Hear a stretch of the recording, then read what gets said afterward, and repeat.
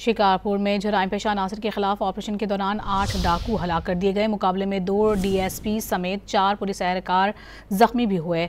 SSP Shikarpur के मुताबिक मंशर शाह के करीब डाकुओं की मौजूदगी की खुफिया इत्तला मिलने पर ऑपरेशन किया गया। पुलिस की भारी नफरी ने इलाके का घेराव किया तो मुल्जिमान ने फायरिंग कर दी। पुलिस की जवाबी फायरिंग के नतीजे में 8 डाकू हलाक हो गए, जबकि ऑपरेशन के दौरान DSP गढ़ी यासीन जहूर सुमरो और DSP सिटी पारस बकरानी समेत 4 पुलिस एहलकार जख्मी हो गए। वजीर दाखिला सिंध ज़ियाउल हसन लंजार ने कामयाब ऑपरेशन पर SSP शिकारपुर और टीम को शाबाशी दी और जख्मी DSP की बहादुरी को सलाम पेश किया।